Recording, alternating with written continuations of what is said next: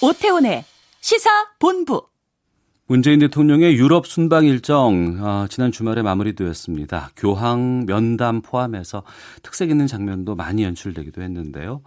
여러 가지 이야기를 좀 나눠보겠습니다. 그리고 순방 결과에 대해서 청와대는 어떻게 자평하고 있는지도 알아보겠습니다. 청와대 고민정 부대변인과 함께합니다. 어서 오십시오. 네, 안녕하세요. 반갑습니다. 예, 이런저런에서 뵙네요. 네. 먼저 이번 유럽 순방 전체적으로 어떻게 평가가 나올까 궁금합니다. 네.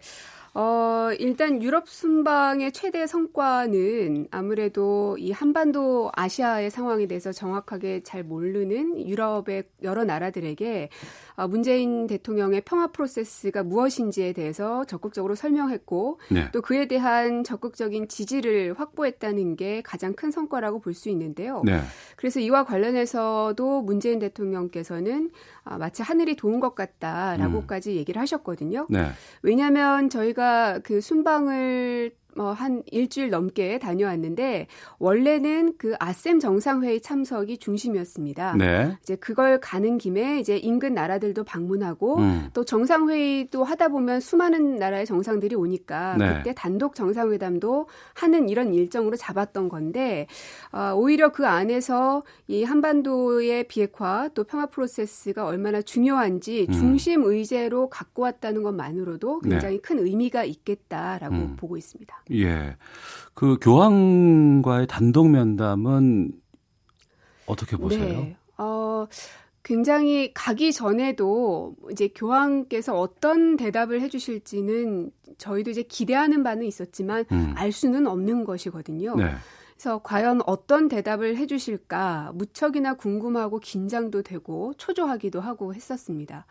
근데 저희가 단독 회담하기 전날 미사를 진행을 했고요. 예. 한반도 평화를 위한 미사를 진행했고 우리말로 해주시더라고요. 네, 파롤린 추기경께서 집전을 하셨는데 이제 한국 순방단 그리고 문재인 대통령을 위해서 꽤나 긴 문장을 한국어로 하시더라고요. 그래서 일순간 박수가 터져 나왔었거든요. 예. 그러니까 그런 걸 보더라도 이 한반도 평화에 대해서 얼마나 예의주시하고 있는지 그리고 배려를 하고 있는지를 느낄 수 있었고 교황과의 단독 면담 같은 경우도 거의 한 50분, 55분가량을 진행을 했습니다.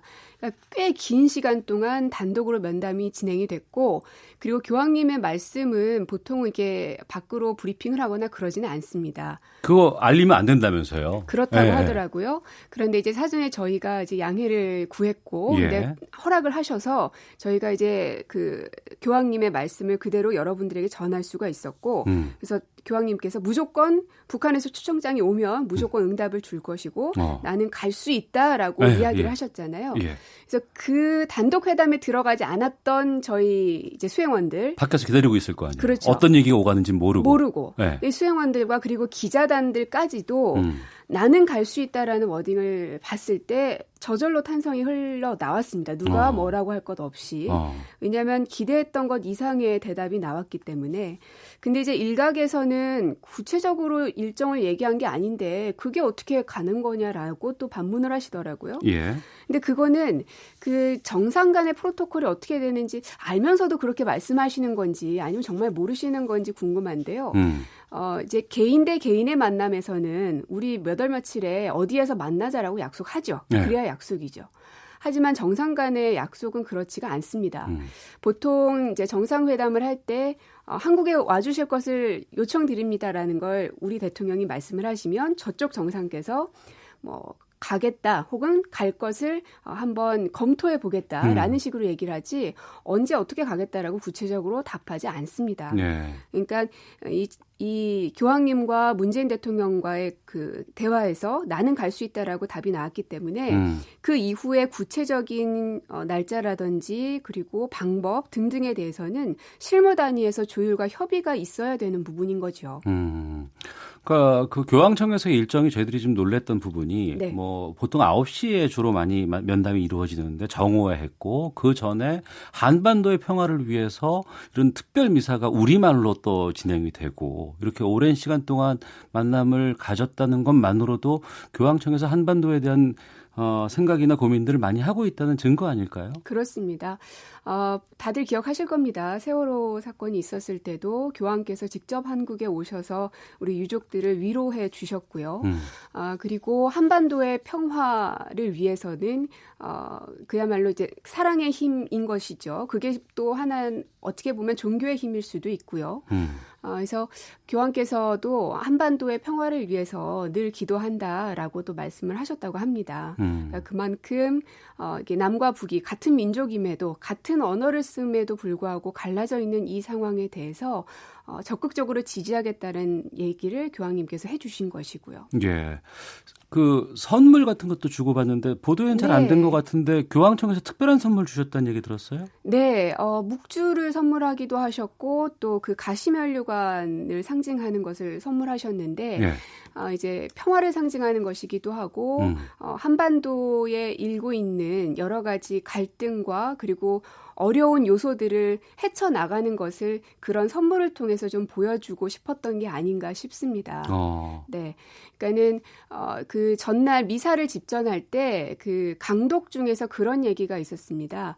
쉽게 가는 평화는 없다. 늘 평화를 만드는 그 길은 고난의 연속이다라는 그런 류의 말씀이 있었는데 그 얘기를 들으면서 저뿐 아니라 모든 한국 사람들이 마치 우리 지금 현재 한반도를 말하는 것이구나. 작년만 생각해봐도요. 거의 매주 미사일 실험이 있을 정도로 굉장히 남북 관계가 경색되어 있었고 그랬었죠. 위기감이 네. 고조되어 있는 상황이었는데 지금 이만큼 왔다는 것만도 저는 굉장한 진일보안라고 생각이 듭니다. 알겠습니다. 이번 유럽 순방에서 이제 여러 나라도 이제 방문을 하고 정상회담을 가졌는데 프랑스 얘기를 좀 해볼게요. 네. 프랑스 정상회담 성과 좀 짚어주신다면. 굉장히 배려를 많이 해주셨더라고요. 뭐 여러 가지가 있겠지만은 일단 그 마크롱 대통령하고 문재인 대통령하고 꽤나 오랜 시간 동안 단독 회담을 산책을 하시면서 진행을 하셨고요. 그리고 그 국빈 만찬에 그 한국과 관련된 분들을 아주 많이 초청을 하셨어요. 그러니까 저도 현장에 있었지만은 그 세심함에 굉장히 놀랐는데 예를 들어서 이제 베르나르 베르베르 소설가가 오셨는데 한국인들에게 굉장히 사랑 많이 그렇죠. 받는 프랑스 예. 작가시죠. 뭐 그런 분이라든지 혹은 한국인 입양인 출신이신 전 문화부 장관이 참석을 하셨다든지. 프랑스의 문화부 장관이. 그렇죠.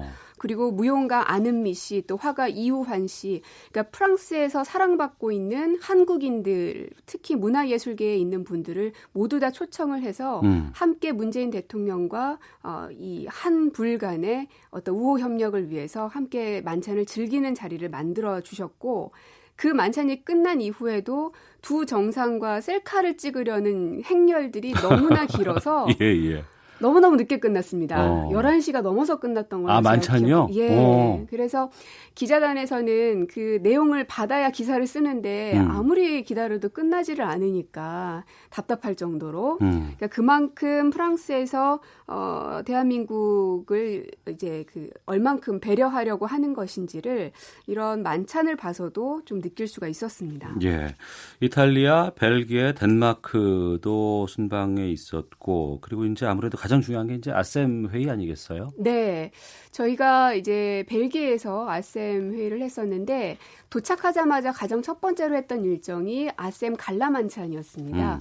그러니까 아셈 정상들이 모여서 식사를 하면서 좀 이렇게 회포를 푸는 그런 자리인데 그 자리에서 한국의 예술가이죠. 그 임동혁 씨께서 쇼팽 연주곡을 연주를 하셨거든요. 그러니까 아셈의 국가들이 한국 말고도 여러 나라가 있음에도 불구하고 한국 대통령을 배려해서 임동혁 연주가를 초청해서 그러한 곡을 모두가 함께 즐길 수 있게 만들어준 것을 보고 굉장히 놀라웠었고요. 네. 그리고 대통령께서 잘 보일 수 있는 그런 자리에 또 특별히 배려를 해주신 걸 보고 굉장히 세심한 배려들이 한반도를 향하고 있구나라는 걸 느꼈습니다. 예. 요즘 대통령께서 이제 하는 일정을 보고 있으면 네. 엄청 빡빡하거든요. 지난 뭐 평양 갔다 오셔서 바로 지금 그 유엔도 갔다 왔죠. 가셨고 이런 부분들이 있는데 이게 가능할까? 육체적으로, 체력적으로 이런 걱정을 하시는 분들도 꽤 있어요. 옆에서 보셨을 때 체력적인 부담 같은 건 안 느껴지세요? 걱정해 주시는 바는 너무너무 감사합니다. 예. 하지만 지금 한반도를 둘러싸고 일어나고 있는 특히나 이 평화에 관련해서는 잠시도 숨 돌릴 틈 없이 앞으로 나아가야 한다라는 생각이 있으신 것 같고요.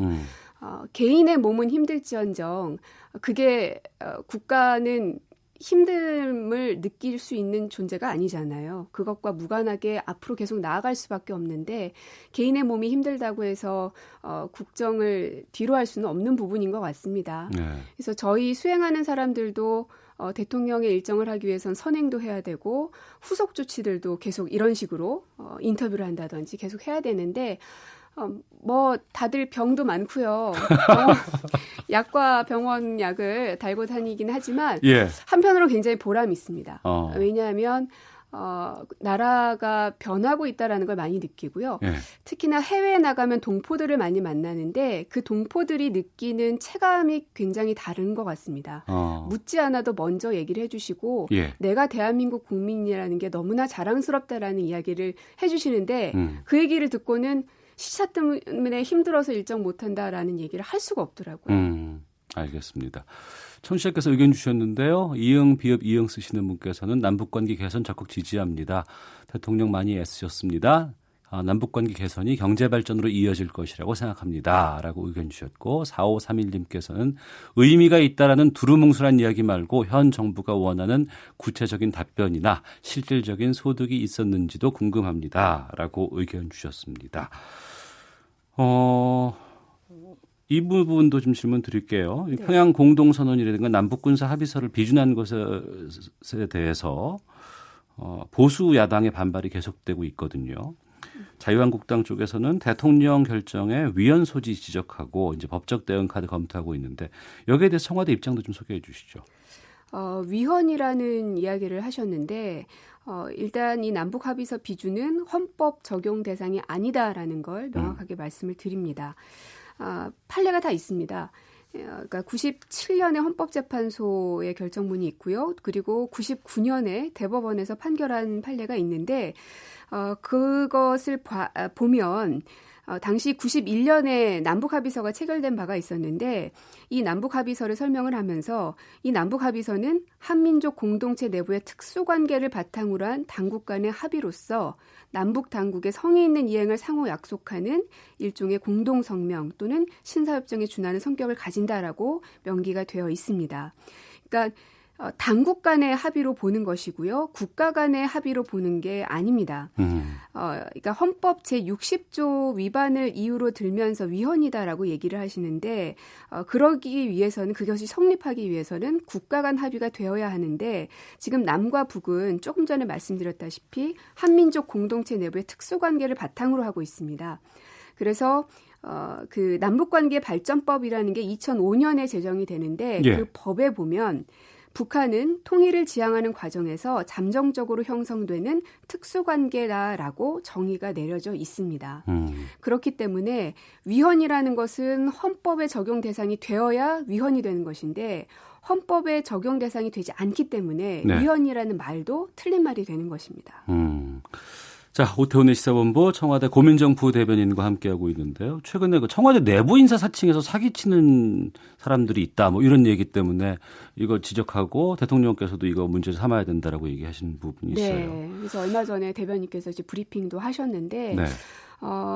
이제 굳이 지금까지 그런 어떤 사칭을 통해서 사기 행각을 벌이는 것들을 뉴스를 통해서 많이 보셨을 겁니다.